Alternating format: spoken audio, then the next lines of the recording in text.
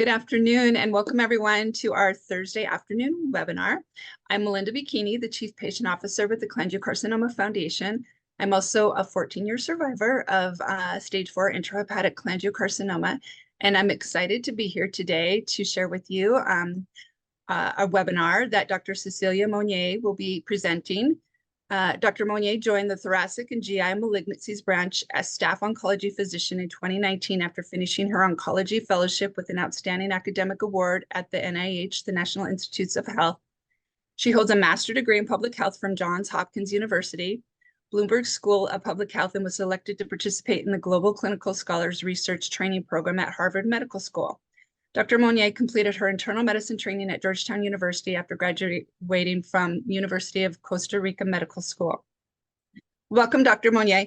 And I just want to let the audience know that you can please put your questions. She's going to present and we'll have time for a Q&A at the end of the presentation. So put any questions you have for Dr. Monnier in the chat at the bottom of your screen and we will get to those questions. But please, if you wouldn't mind, keep them general in nature and don't ask personal medical questions because she will not be able to answer those for you. I will turn it over to you, Dr. Monnier. Thank you for being here. Thank you so much for the kind introduction. Thank you for the invitation and for all of you for being here today.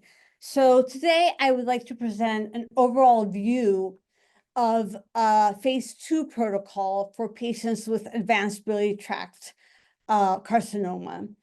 And it consists of a combination of both chemotherapy, so capecitabine and oxaliplatin are chemotherapy agents, and immunotherapy, which consists of pembrolizumab and a CD40 agonist, whose name is CDX-1140. So before I go into the trial, I'm going to talk a little bit about cholangiocarcinoma, and then about the foundation of this trial. And then I'll move on to the specifics of the study design.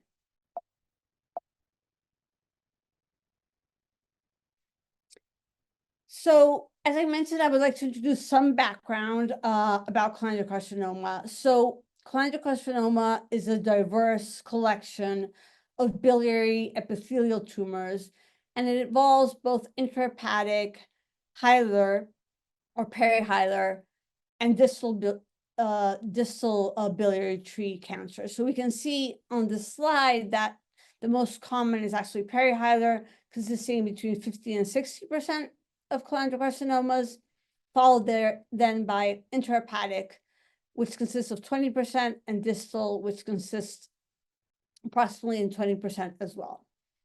There are various etiological risk factors for cholangiocarcinoma that have been identified that basically contribute to the tumorigenesis of cholangiocarcinoma, and they include viral or parasitic infections like flukes, chronic inflammations like primary sclerosing cholangitis, inflammatory bowel disease, also hepatolithiasis, cirrhosis, any congenital anomaly, and then comorbidities such as diabetes and other factors that have a relationship with lifestyle that include alcohol intake and obesity. Of course, genetics play an important role as well, and viruses such as hepatitis C and hepatitis B also.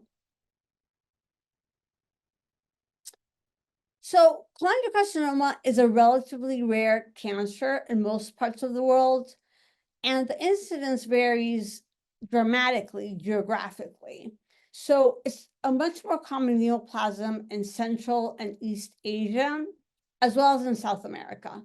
And in general, in Hispanics, it's much more common. Specifically, there are certain indigenous groups in South America that have very high incidences of cholangiocarcinoma. The incidence and epidemiology of cholangiocarcinoma is complex and variable, even at the country level. The highest age-adjusted incidence in the world is seen in Chile, followed by Bolivia, and then Japan. There's an estimated 220,000 cases in 2023, with an estimated 170,000 deaths in the same year. So this slide I find very important because although it is a rare cancer, we can see how the incidence is increasing. So this paper basically showed how the incidence of cholangiocarcinoma has changed in the last 20 years before it was published in 2021. And we can see that most of the world is in light yellow, which basically falls into the group where there's been between a 90 and 100% increase in the incidence of cholangiocarcinoma. This is worldwide. We can see parts of the world that have even higher increases in their incidence. And then the United Arab Emirates reported a 600% increase, but this is probably because of changes in the type of reporting they did countrywide. So moving on to treatment strategies for cholangiocarcinoma, it's important to say that only approximately 1/3 of the patients will be diagnosed with localized disease. So why is that important? Because that means that only 1/3 of the patients will be eligible for a curative intent, which includes surgical resection, and it can include, depending on the preference of the oncologist and the patient, adjuvant chemotherapy, which can consist of capecitabine alone or capecitabine plus gemcitabine, usually given for around 6 months.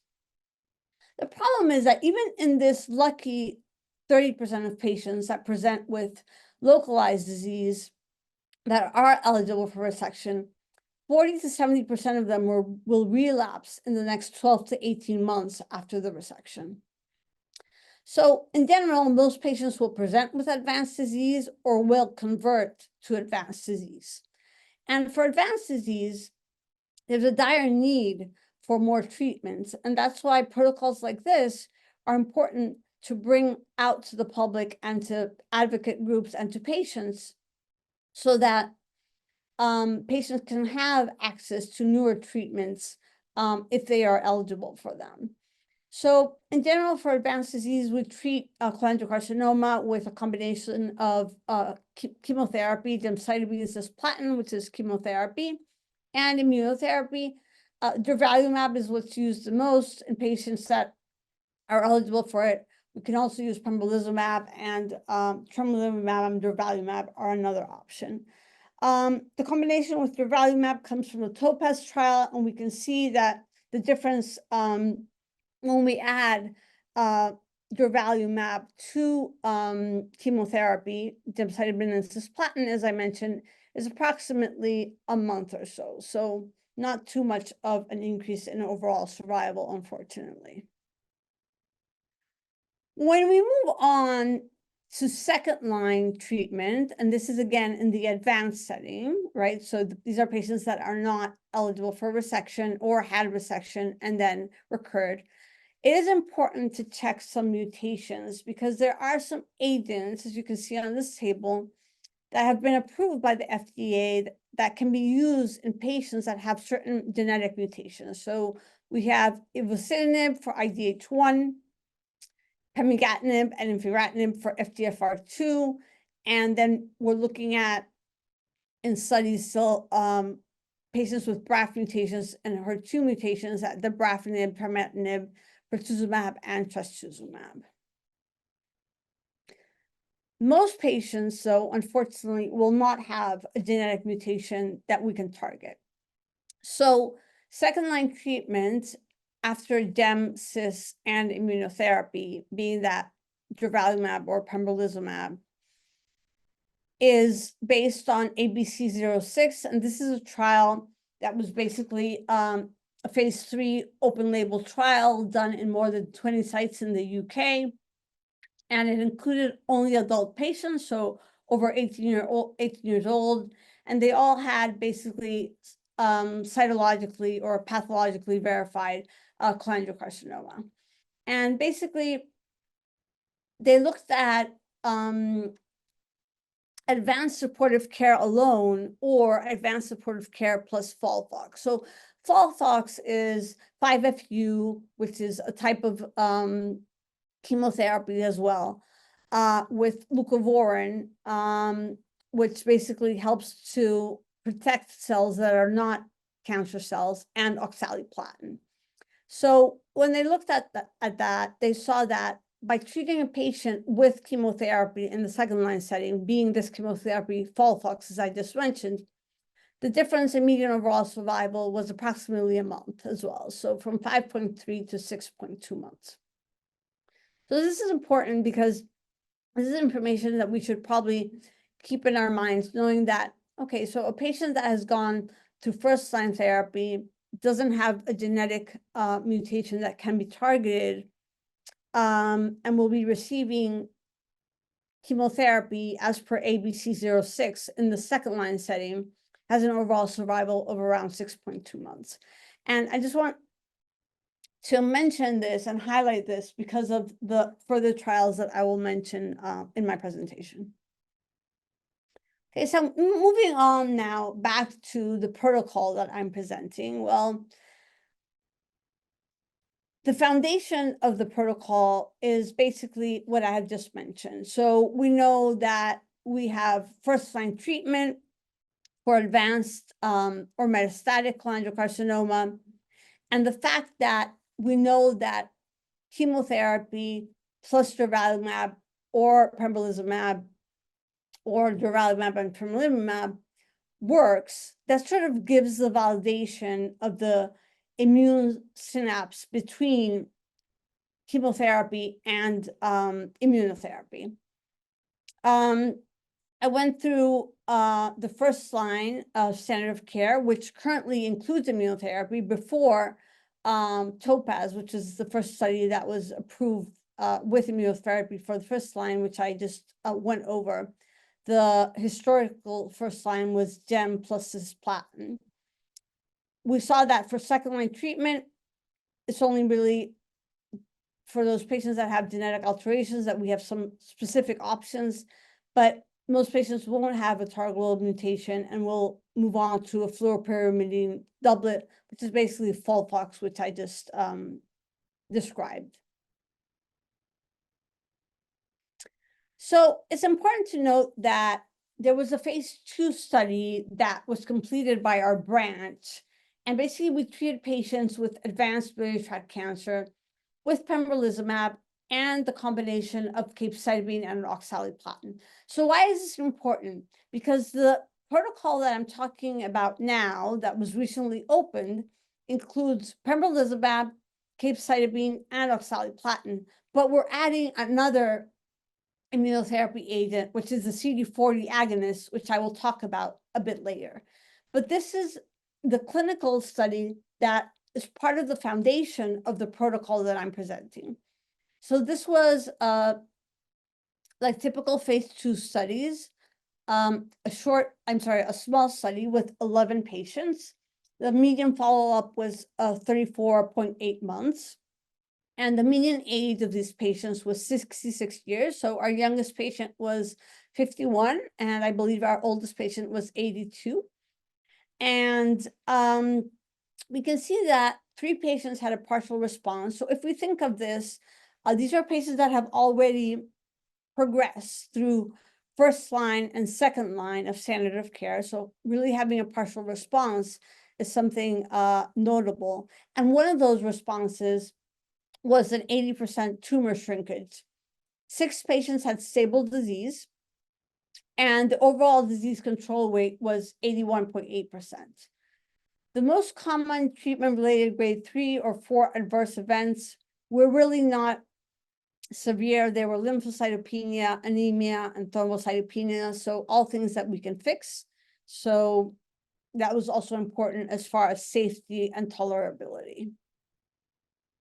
So what's interesting here is that the median time that patients were on study were 7.7 months. So that's important, going back to what I highlighted before, that patients on second-line standard of care usually live around 6 months. So this study was already very promising, although, again, it's a phase 2 with a small group of patients. So the median progression-free survival on this study was 4.1 months, and the median overall survival was a promising 9.9 months, so almost 10 months, basically. So again, the overall survival with FOLFOX is 6.2 months. And that's why this study really was very promising and is part of the foundation of this new protocol. So moving on, as I mentioned, this new protocol includes capecitabine, oxaliplatin, and pembrolizumab, just like the protocol I showed. That's a phase 2. But we added another immunotherapeutic agent. And this is a CD40 agonist. It's a monoclonal antibody. It's fully human IgG2. And it's by Celldex Therapeutics. It basically activates dendritic cells and B cells. It basically activates all antigen-presenting cells. And it also has anti-tumor activity against CD40 expressing cancer cells. So we can see this better here. So basically, CD40 is a tumor necrosis factor, family receptor, and as I mentioned, we can find it on antigen-presenting cells. So those include macrophages as well as dendritic cells. We also see it on B cells and monocytes, and also on many non-immune cells, and in a range of tumor cells, including cholangiocarcinoma tumor cells. Basically, when there's an interaction between the CD40 that we can see here on the dendritic cell, which is the yellow one, and the CD40 ligand, which you can see is coming out of the activated CD4 T cell, then that produces a whole sequence of mechanisms and activation.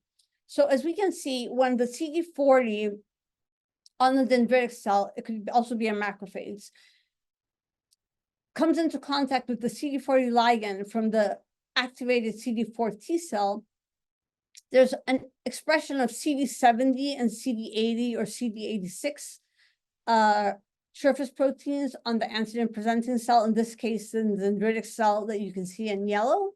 And those will interact with CD27 as well as CD28, and that will cause also the activation of CD8 T cells, which is in the end what we're always aiming for in cancer, to activate CD8 T cells, which will be the ones that will be the most effective against the cancer cells. So there's also a secretion of interleukin-2 and interleukin-21, as well as interleukin-15 and type 1 interferon. And all this helps with interleukin-12 to further activate CD8 T cells that will then go on to attack the cholangiocarcinoma malignant cells.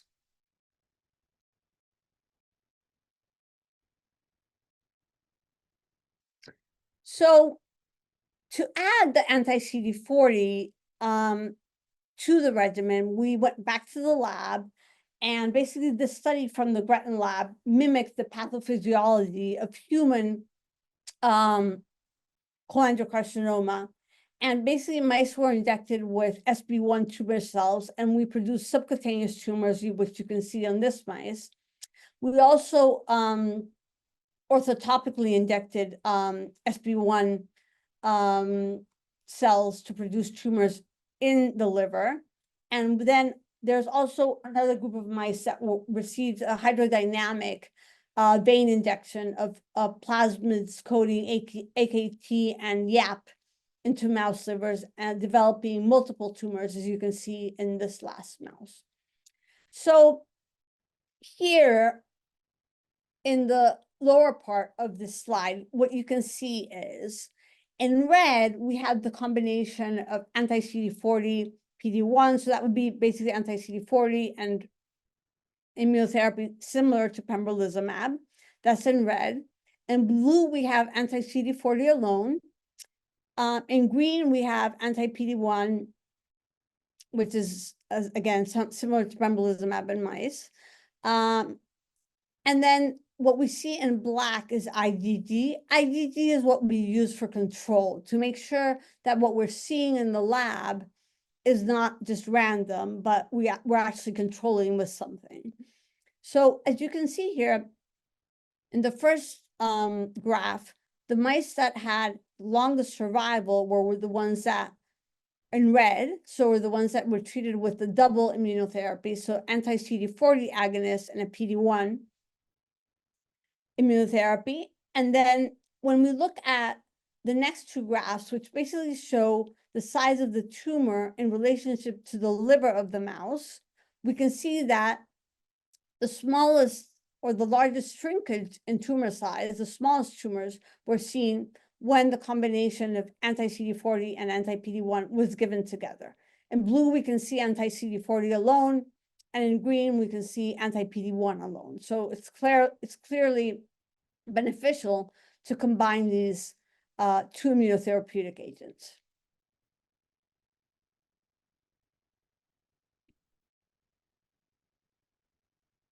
Again, because in the protocol, what we wanted to do was combine anti-CD40, PD-1, which are the two immunotherapeutic agents, with chemotherapy. In the case in the clinic, we were going to use, as I showed in the title, Capecitabine and Oxaliplatin, but we wanted to check in the lab what was considered standard of care first line, which is gemcitabine and cisplatin. And we saw that if we give gemcitabine and cisplatin, there is a decrease in the tumor size.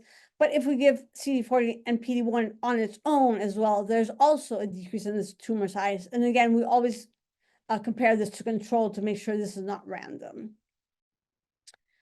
So then we needed to combine everything together before we brought this to the clinic. So in the first graph, you can see in red the mice that received chemotherapy, so Gem-Cis, and the two immunotherapeutic agents, anti-CD40, anti-PD-1. In blue, you can see those that received chemotherapy alone, Gem-Cis, and again, the black is the IgG, which is control. And you can see that the tumor size is much smaller in millimeters in the mice that received the combination of chemotherapy, anti-CD40, and PD-1. What's important here also is to note that we let the tumors grow. As you can see, the tumors were already around 1 centimeter.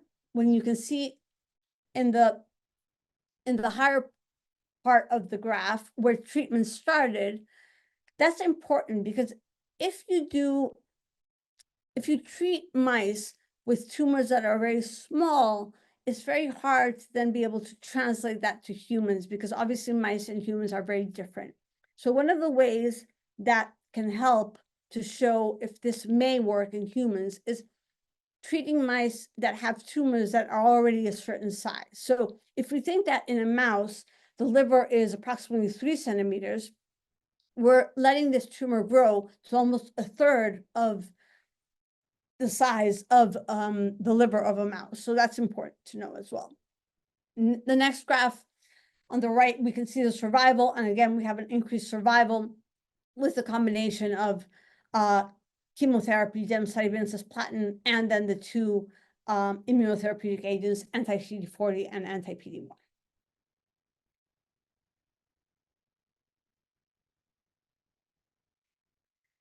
So the effect of anti-PD-1 and anti-CD40 treatment on immune cells in cholangiocarcinoma was studied to better understand the underlying immunological mechanism resulting in inhibition of tumor growth.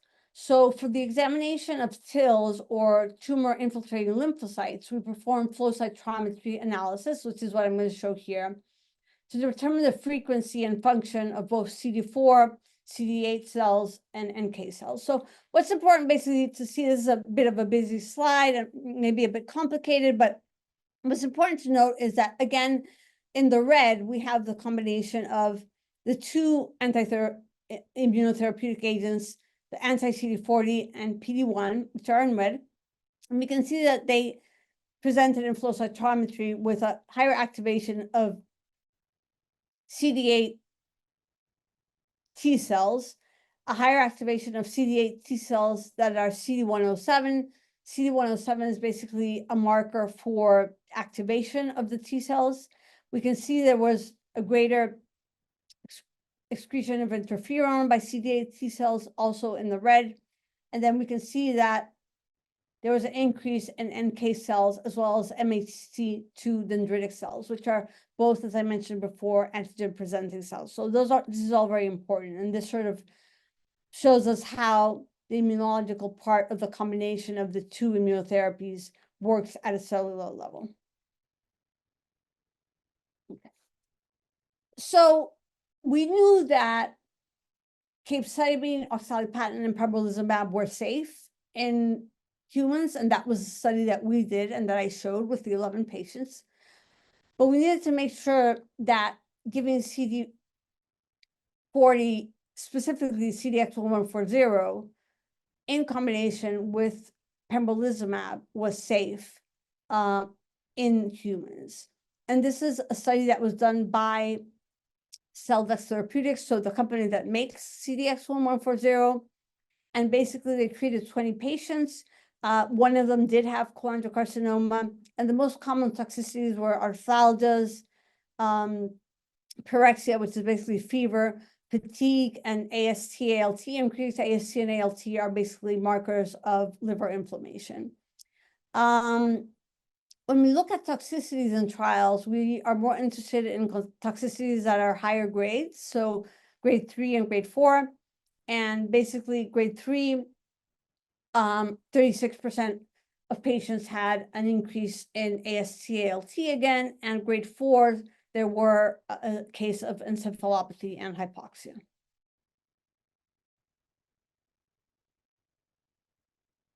Okay, so moving on to the study. So now we can understand why we want to combine CDX-1140, which is a CD40 agonist, with pembrolizumab and then chemotherapy, which is capecitabine and oxaliplatin in this protocol.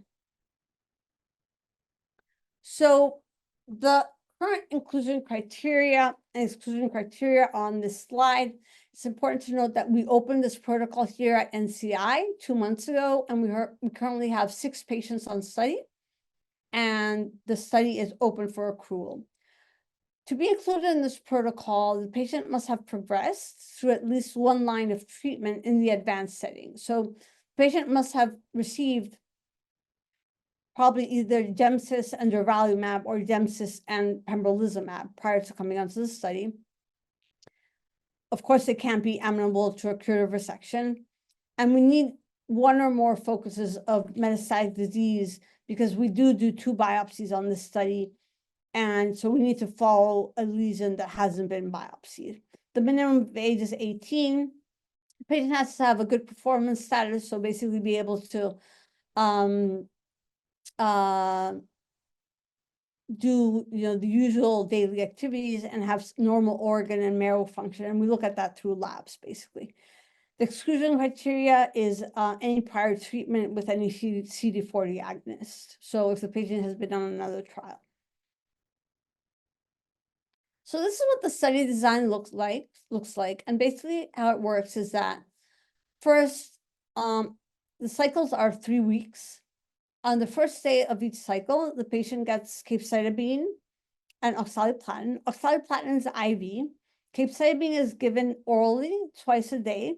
And as you can see here, it's given only for 2 weeks of the 3 weeks of each cycle.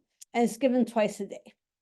And then between days 7 and 10, the patient received pembrolizumab and CDX-1140. And you can see the doses on the slide.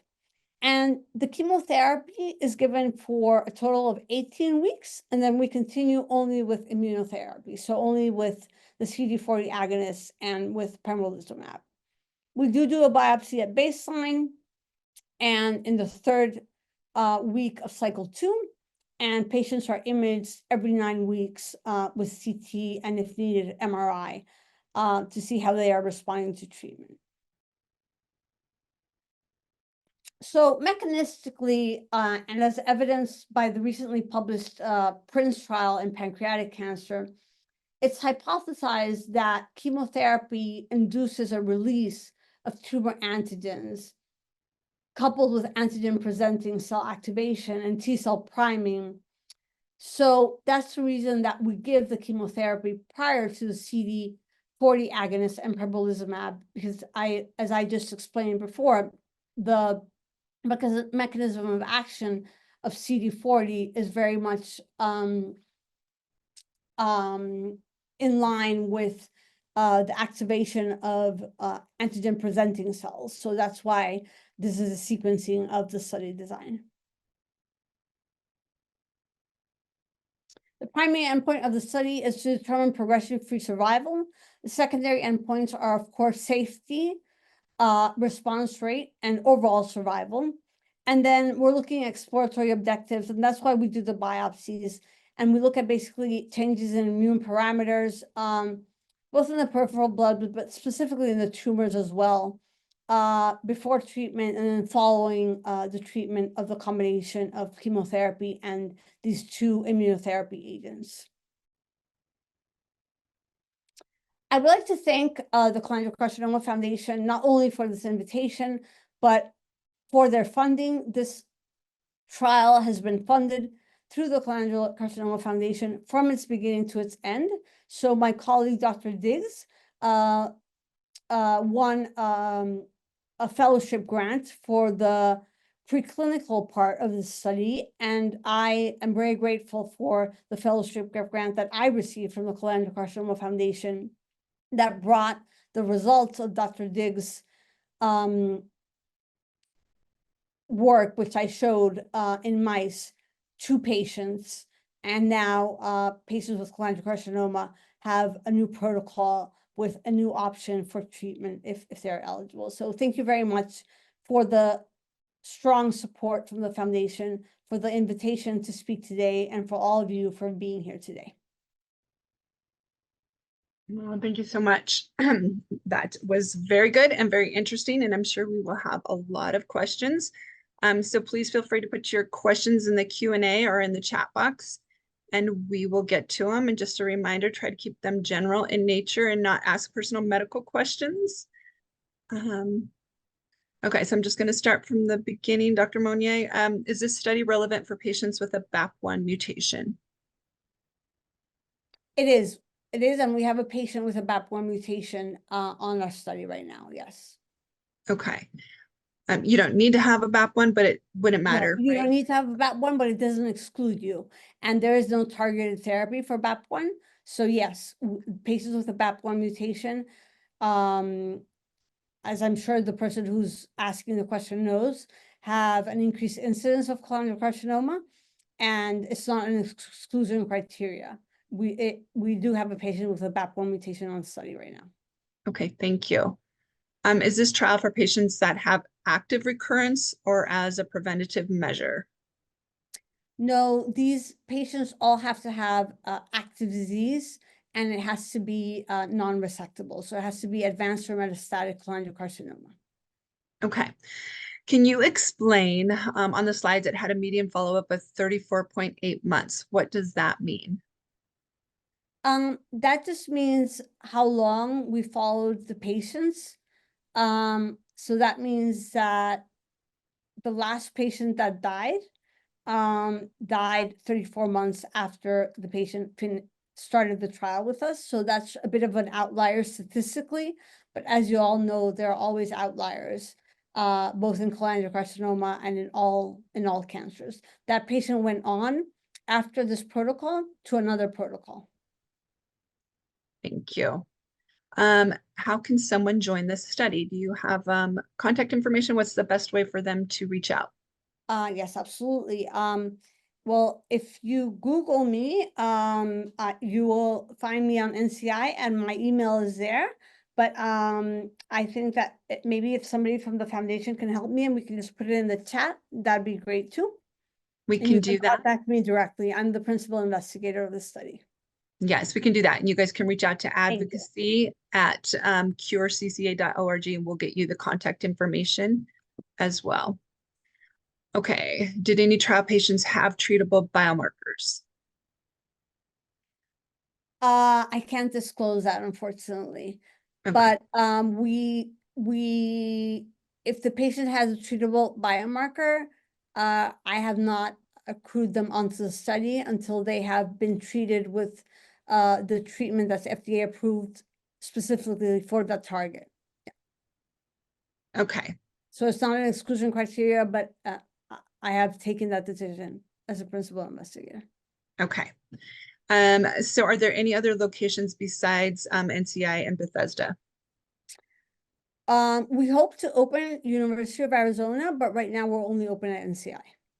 Okay. I think it's important maybe to note too, any of the financial coverage that NCI offers to patients for people who would have to travel there.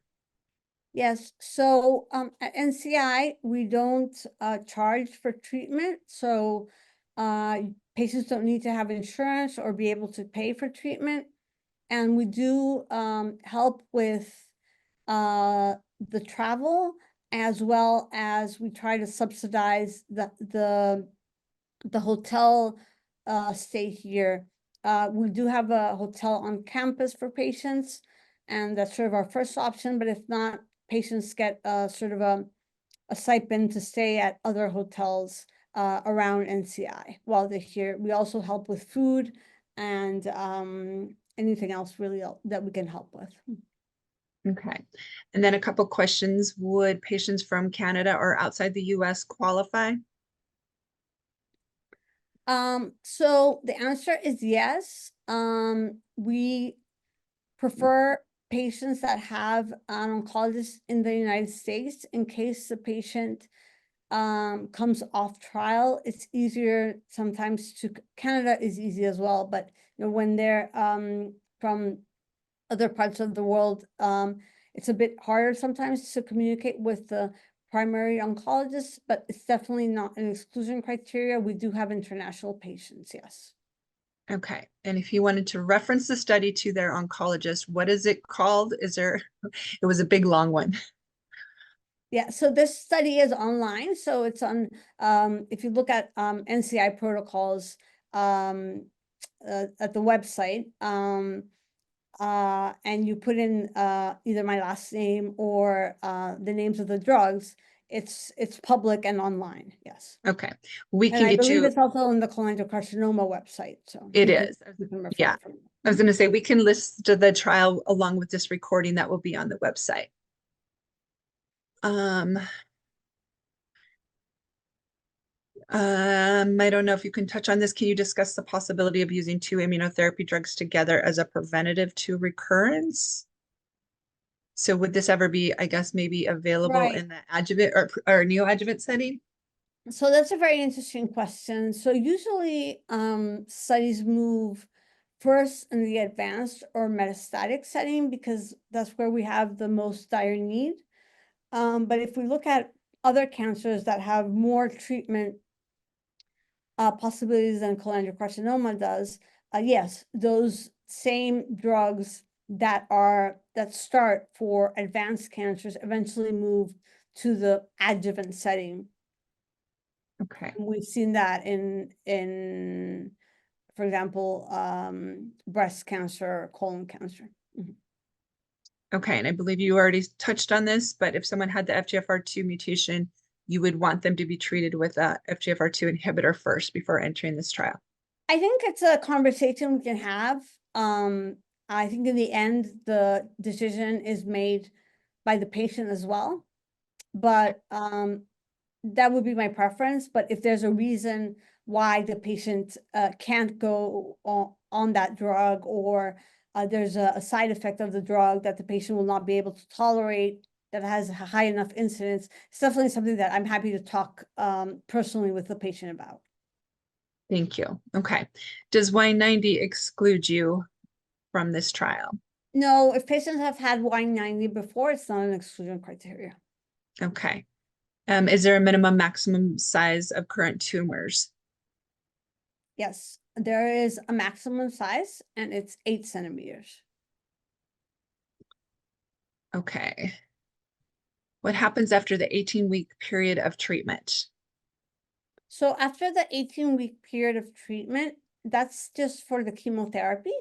That's where we stop the chemotherapy, and then patients continue every 3 weeks with the 2 immunotherapy drugs. So they continue with the CDX-1140, which is the CD40 agonist, and with pembrolizumab until progression.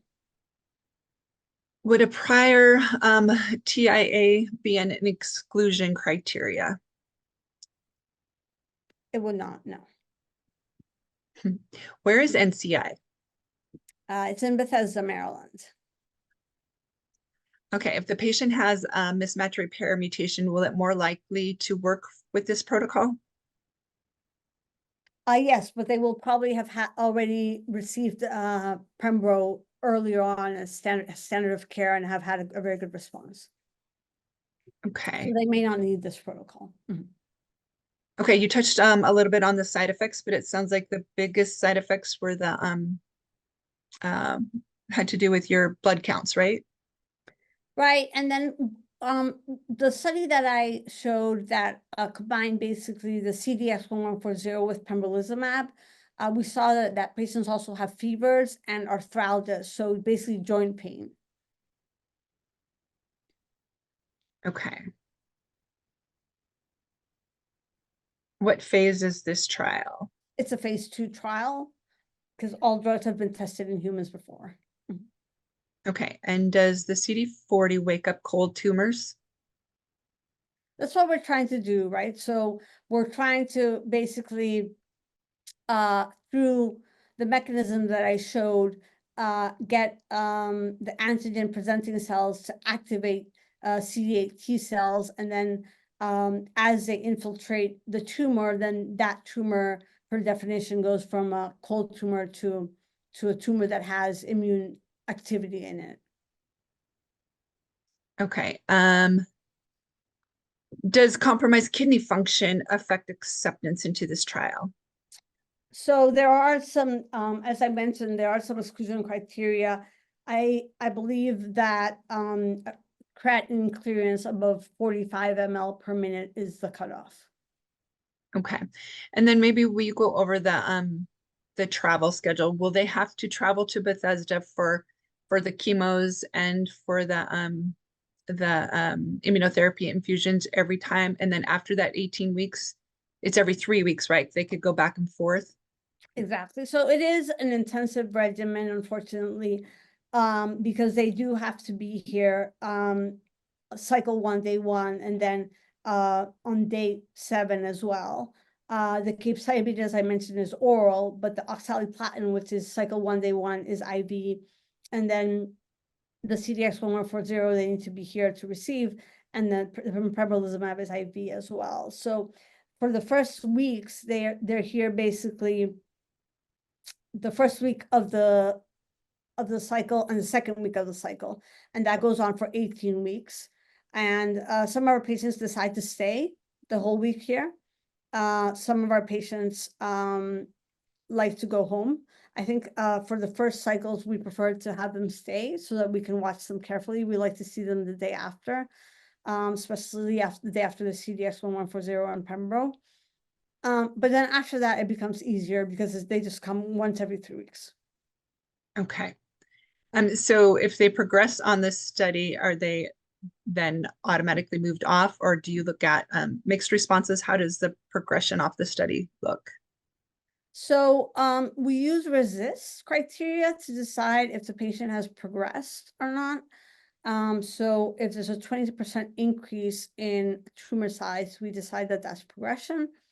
And at that time, if the patient has not received FOLFOX, then we recommend that according to the ABC-06 trial. And if the patient is interested in other protocols, we're also happy to help the patient look for other protocols, be that here at our institution or elsewhere. Okay, and then just a clarification on the phase 1 results. Was the response shrinkage or just extension of life?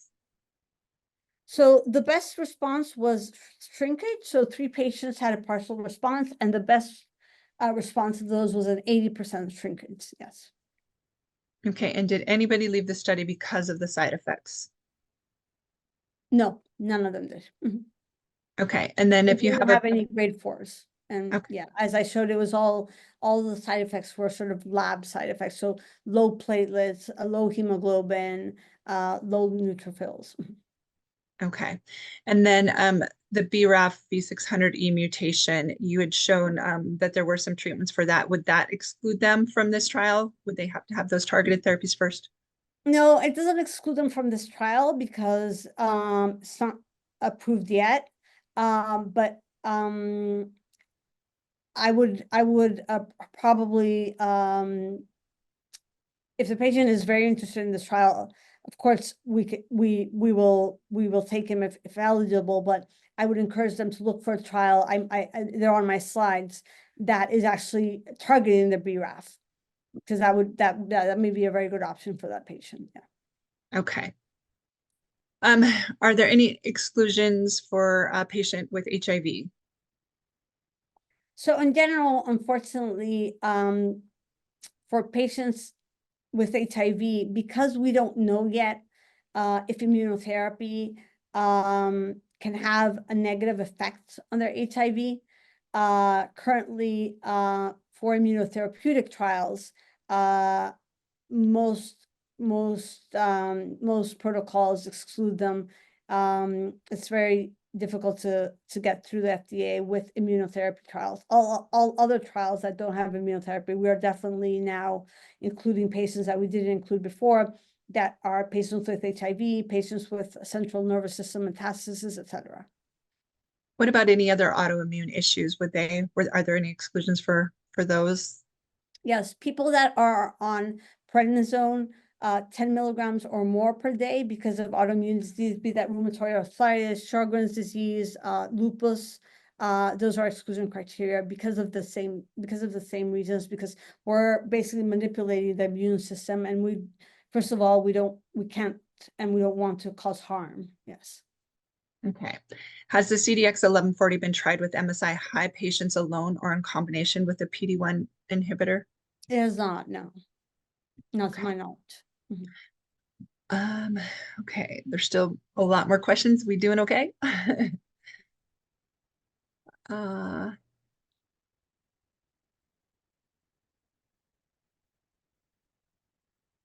lot of these have already been asked.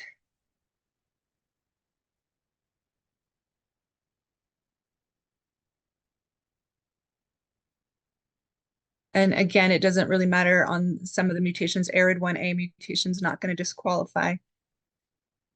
There are no mutations that will disqualify a patient. If the patient has a mutation that the FDA has a medication that targets it, I will encourage the patient to get that treatment, but we can have a conversation, because that's a decision that we can make together as an oncologist, and more importantly, as a patient.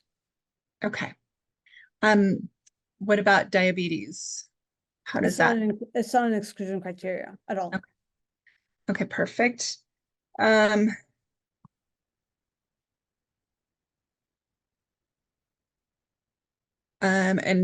patients with PD-L1 and no KRAS mutation again would still qualify. Yes. If you have Mets on the lung and spine, is there any disqualification? Nope. No. That's the whole idea, right? So the idea is to bring something to the clinic that gives patients with advanced biliary tract cancer another option. So a patient with that type of metastasis is the type of patient that has gone through all the options usually. And then this is where there's a space where maybe we can give that patient, a bit of decrease in their disease, or a longer, a bit of a longer life, or a better quality of life.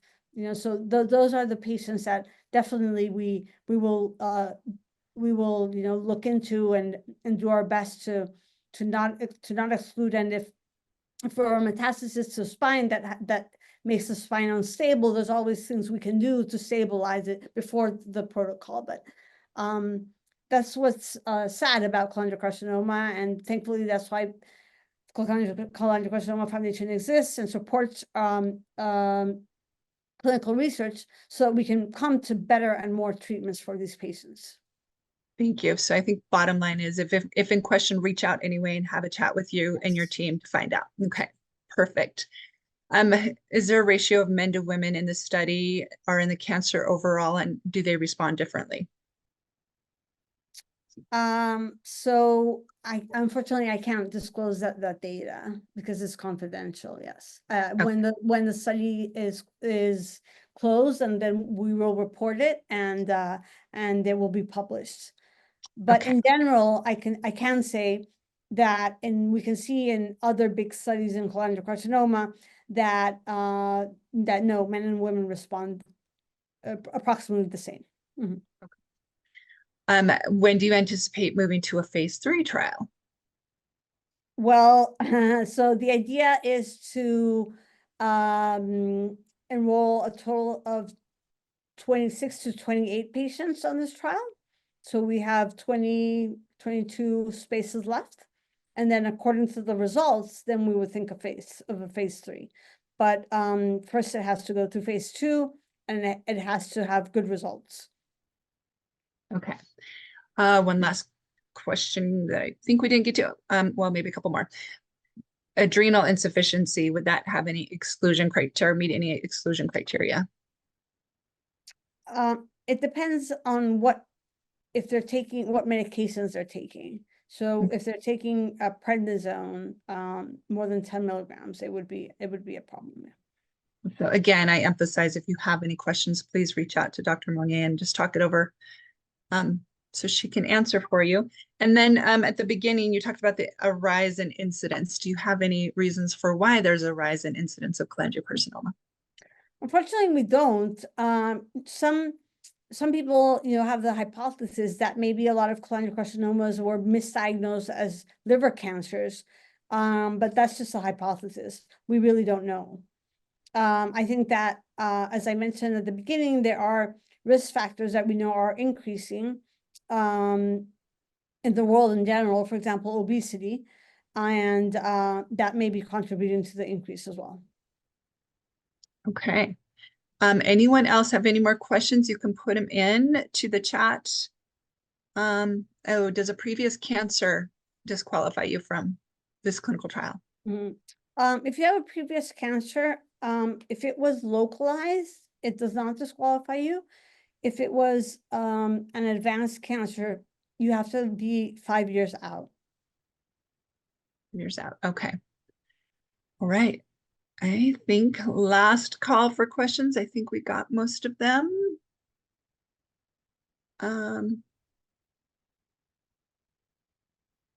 If the patient has clinical trial related side effects, will the treatment for those side effects be covered in this trial? Absolutely. Good question. Absolutely. Okay. We take ownership of our patients, yes. Wonderful. All right. This webinar has been recorded and we will have it hosted on our YouTube channel on the website. If you want to watch it again, you can. And again, you can reach out to advocacy@curecca.org and we can get you the contact information for Dr. Monnier at the NCI. We'll also stick it with the recording of the webinar on the website. And again, it's also listed on our clinical trials page on the Cholangiocarcinoma Foundation. Thank you so much, Dr. Monnier. We appreciate it so much. And thank you for doing the research. And we're so happy that the fellowship grants led to this treatment option for our patients. Absolutely. Thank you as a foundation. Thank you for the invitation. It's been an honor to talk today. You as well. Take care, everyone. Bye-bye. Bye-bye.